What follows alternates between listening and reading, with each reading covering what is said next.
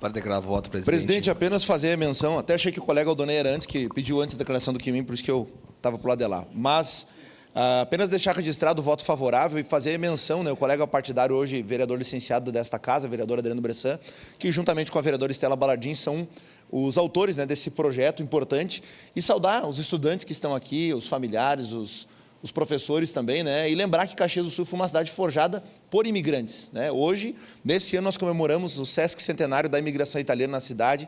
Temos um histórico aqui da permanência dos povos que vieram antes, inclusive, dos povos italianos, do povo italiano, do povo alemão, do povo espanhol, português e todos os demais que forjaram a história dessa cidade. E nós somos descendentes de imigrantes, justamente, né? Eu nasci em Caxias do Sul, meu pai nasceu aqui.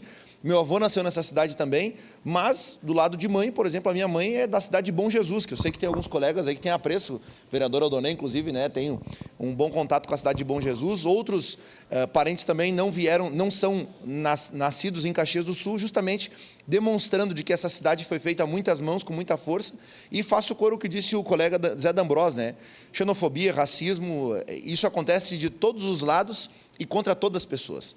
Né, contra o negro, contra o branco, contra o pardo, contra o evangélico, contra o umbandista, contra o ateu, contra o hétero, contra o homossexual.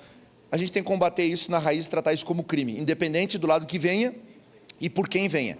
Não se trata de quem diz ou de quem faz, mas o que é dito e o que se faz. Quando a gente trata de matéria penal, crime penal, né, a criminalização, melhor dizendo, da penalidade, a gente não pode ter enfraquecimento de leis, pelo contrário, endurecimento. Então, parabenizar e saudar os alunos que estão aqui e certamente votarei favorável a este projeto aqui dos colegas vereadores. Obrigado. Obrigado, vereador Caleb. Com a palavra, a vereadora Aldonei.